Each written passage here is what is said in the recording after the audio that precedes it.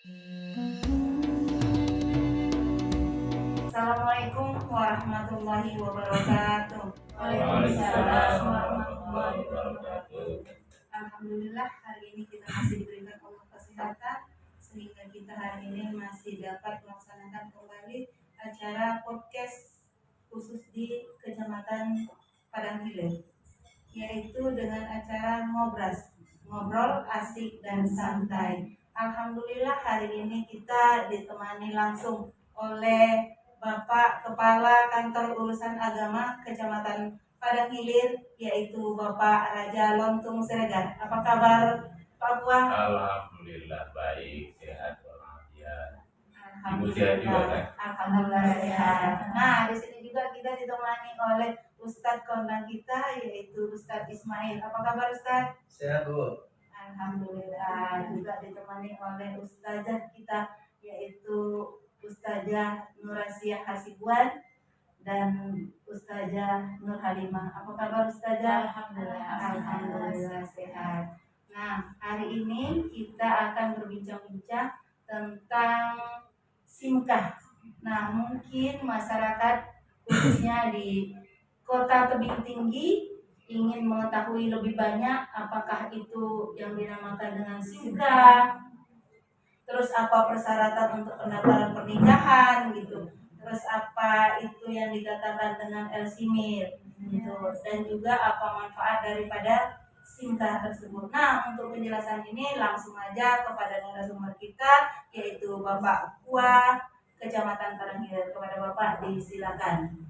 Bismillahirrahmanirrahim. Assalamualaikum warahmatullahi wabarakatuh. Waalaikumsalam warahmatullahi wabarakatuh. Alhamdulillah, puji syukur kepada Allah, wassalatu wassalamu ala Rasulillah, salawat dan salam kepada Rasulullah, sholli ala sayyidina Muhammad wa ala ali sayyidina Muhammad.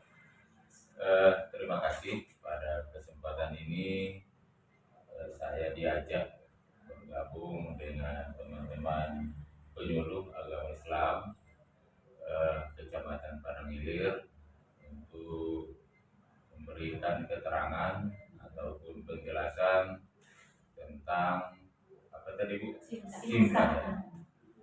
Simkah itu adalah satu istilah aplikasi yang ada di jajaran Bimas Islam, khususnya di kantor urusan agama. Jadi simkah itu sendiri adalah singkatan dari sistem informasi manajemen nikah. Jadi dia berbasis web. Sebetulnya di KUA ini bukan hanya simkah aja. Kita sekarang ini sudah banyak aplikasi di Kementerian Agama umumnya, khususnya di KUA yang saat ini kita selain simkah ada juga namanya SIWAK, Sistem Informasi Manajemen Wakaf. Ada namanya SIMJA, Sistem Informasi Manajemen Zakat. Jadi kita banyak aplikasi. Jadi khusus untuk simkah ini adalah semua aplikasi yang dibuat oleh Kementerian Agama khususnya di jajaran Bimas Islam adalah untuk memudahkan pelayanan, bagi masyarakat. Jadi dengan adanya simkah ini, maka masyarakat bisa mendaftar secara online dengan membuka simkah di web pencarian, nanti pasti jumpa dia mau daftar di mana, nanti ada pilihan provinsi, kabupaten, kecamatan gitu ya. Jadi kita bisa mendaftar secara online dan sudah ada bantuan. Dan bagi kinerja kita tentu ini lebih profesional, sehingga semua kinerja kita ya dengan manajemen dan berbasis data yang lengkap dan bisa diperiksa atau dikoreksi oleh masyarakat, bisa dikoreksi oleh atasan kita misalnya di Kementerian Agama, bisa dikoreksi oleh Kanwil, dan bisa dikoreksi dari Kementerian Agama Pusat. Jadi dia berbasis web, itulah yang disebut dengan berbasis web. Jadi tentu itu ini adalah satu kemajuan yang luar biasa. Yang ini sebetulnya sudah lama, dimulai dari tahun 2015, cuma dia SIMKah berbasis aplikasi. Dan kalau tidak salah itu 2018 barulah SIMKah ini ditingkatkan lagi, dia berbasis web. Jadi bisa diakses di mana saja, termasuk di luar negeri. Dulu dia mereka bisa ngecek orang nikah di Padang Ilir, siapa yang mendaftar, kapan rencana nikahnya, siapa walinya, bisa diberi itu semua. Nanti Pak, masyarakat kalau mau mendaftar, nggak malu tentu bisa dan Bisa. balik aja Pak. Mendaftar online, Jadi bisa. keuntungannya ya.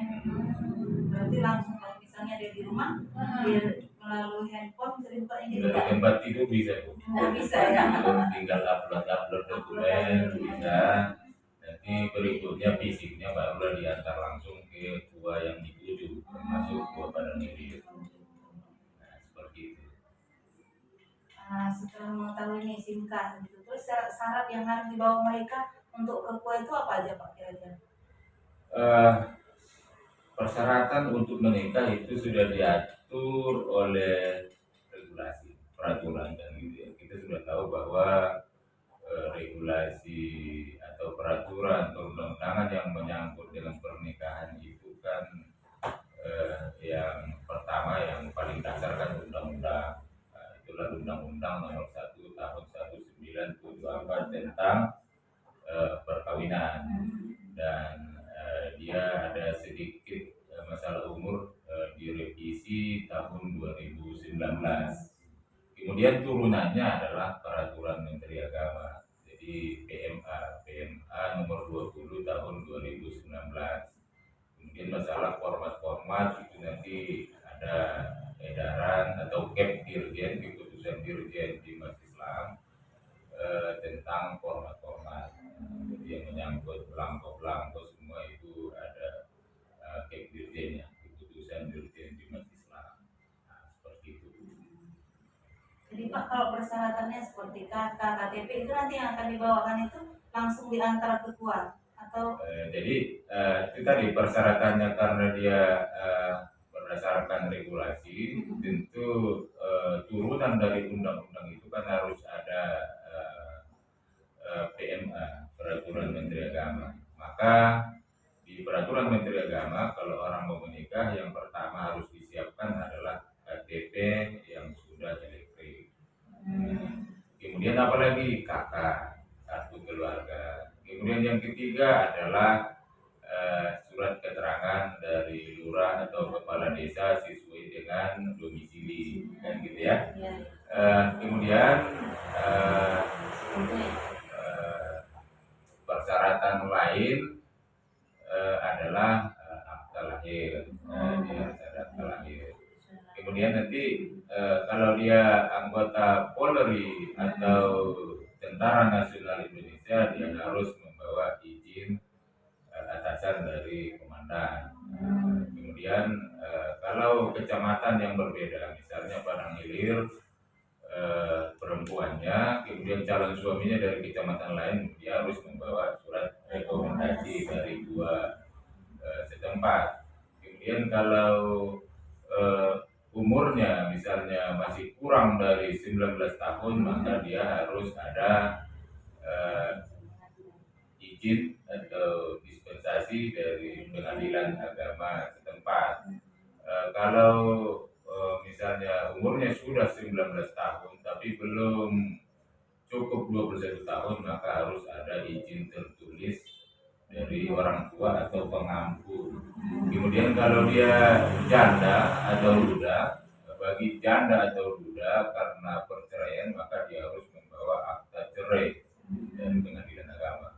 Bagi janda atau duda karena kematian, maka dia harus membawa surat keterangan kematian atau akta kematian, surat keterangan kematian yang ditandatangani oleh lurah atau kepala desa.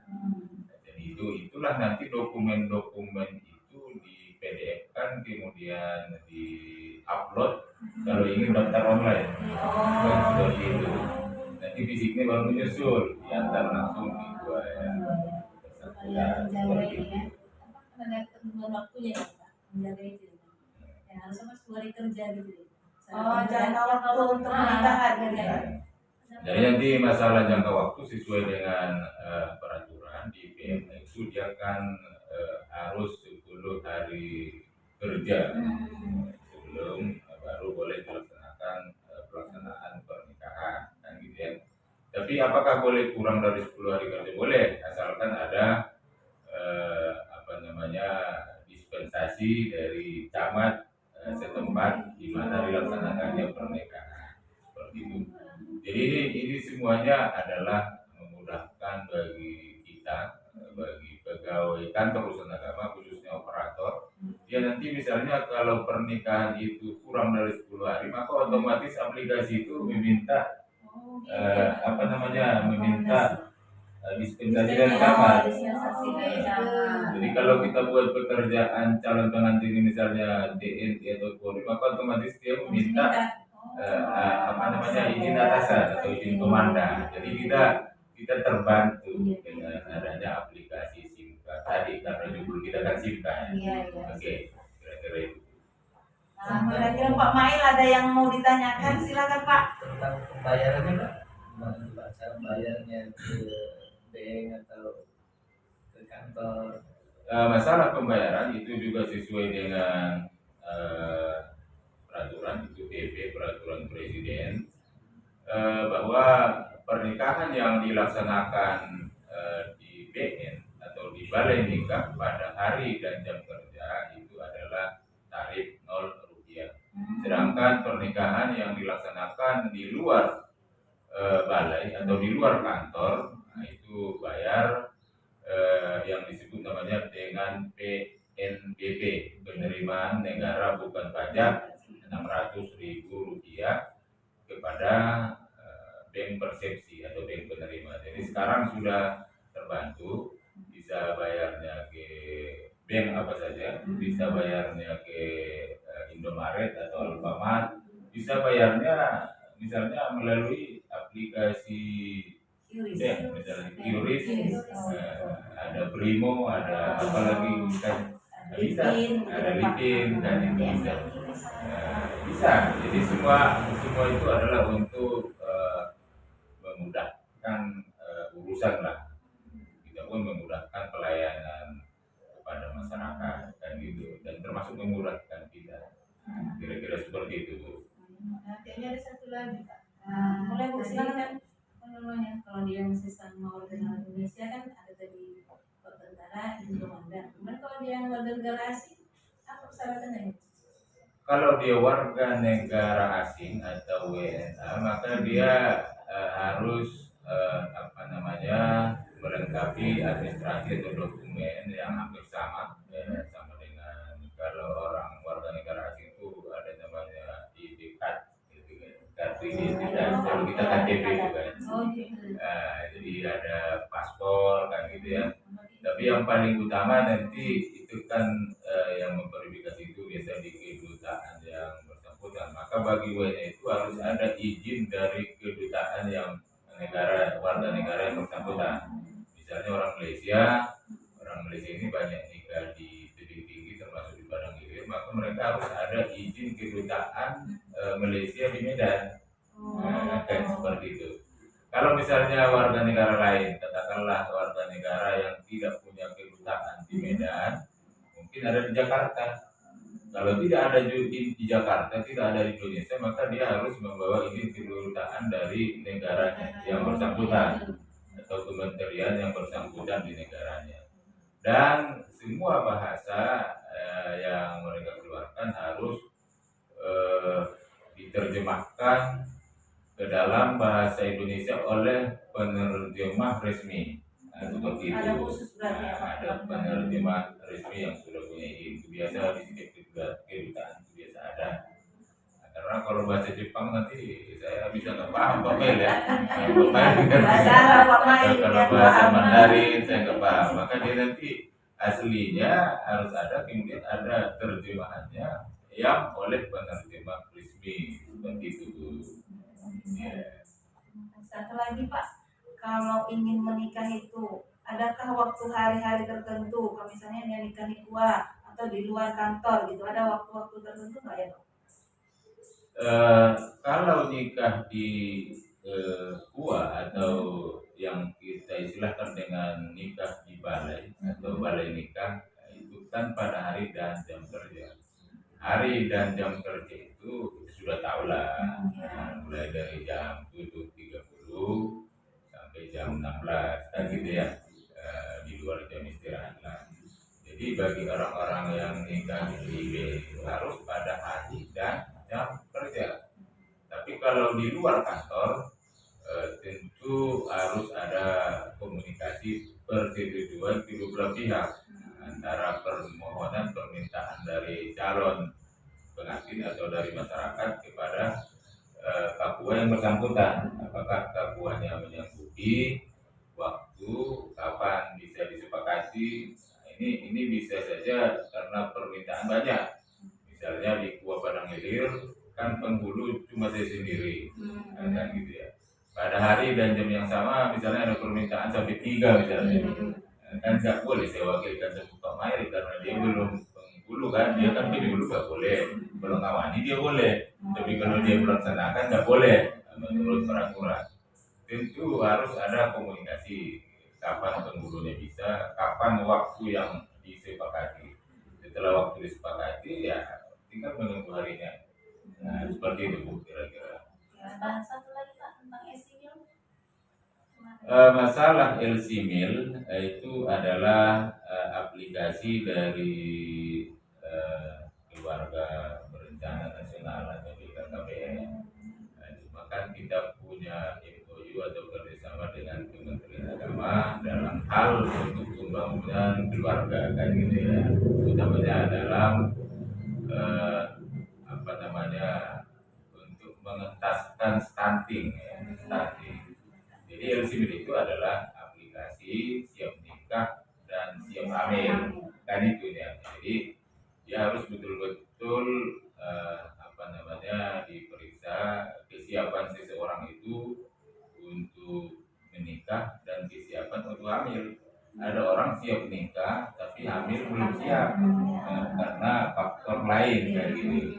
Jadi kan ini didokumentasikan dalam sebuah aplikasi yang disebut LCMIL sehingga setiap pernikahan itu betul-betul terdata potensi kerawanan atau kesiapan seseorang untuk berumah tangga. Nah, kira-kira seperti itu.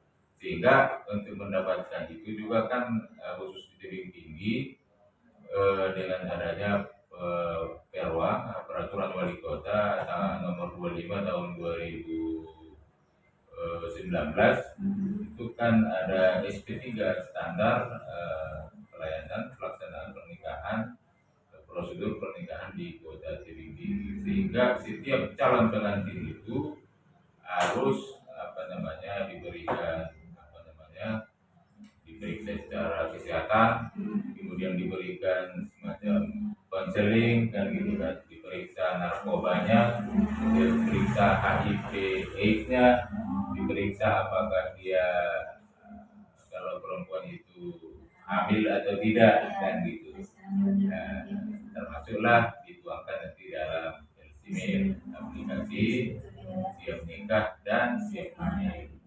Itu sebetulnya dalam hal pembangunan keluarga ya. Berarti dia berbentuk aplikasi ya? Ya aplikasi. Baru nanti ada semacam piagam atau sertifikat seseorang itu apakah menurut mereka itu nanti kan dia ada yang rawan, sangat rawan, dan ini sudah siap gitu kan. Itu ada level-levelnya nanti di situ. Itu bukan aplikasi kita, tapi karena ada MOU kita juga dengan tujuan yang sama untuk pembangunan keluarga yang mereka sebut dengan keluarga berencana nasional, dan Kementerian Agama punya istilah keluarga sakinah mawaddah warahmah. Itu kan itu juga jadi istilahnya yang beda. Kira-kira seperti itu. Oke, terima kasih Pak. Mungkin ada lagi Pak atau langsung disimpulkan? Gimana Pak Mail? Ada terakhir nih Pak. Ya. Begini Pak, ini kan masyarakat ada yang tidak bisa mendaftar sendiri secara online.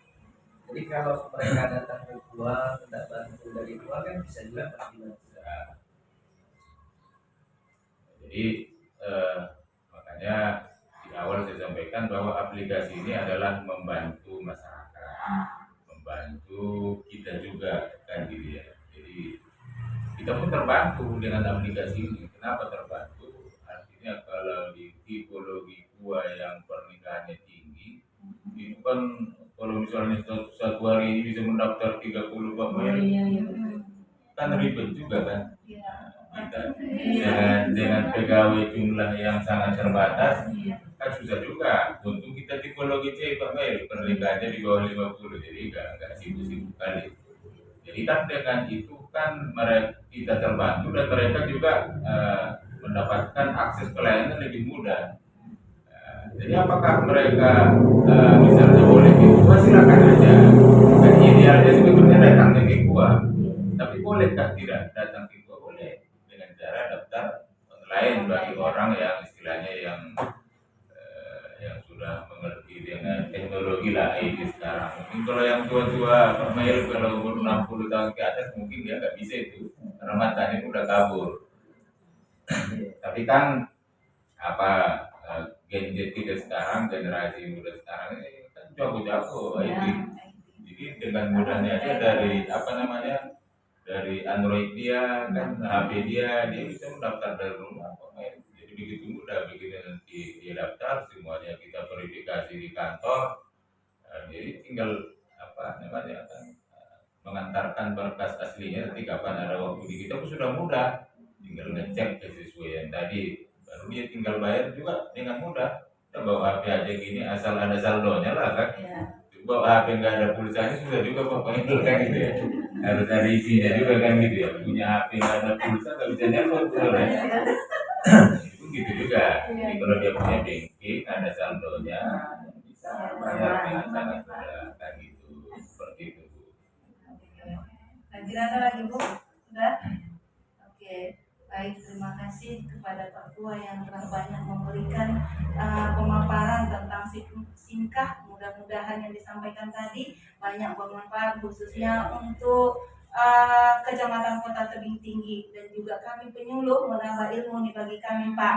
Tadinya kami nggak tahu tentang singkah gitu. Dengan adanya podcast ini, insya Allah kami ke depan untuk bisa berbagi dengan jamaah-jamaah kita yang ada di Kota Tebing Tinggi. Untuk itu terima kasih. Wallahu muwaffiq ila aqwamit thoriq. Assalamualaikum warahmatullahi wabarakatuh. Waalaikumsalam warahmatullahi wabarakatuh.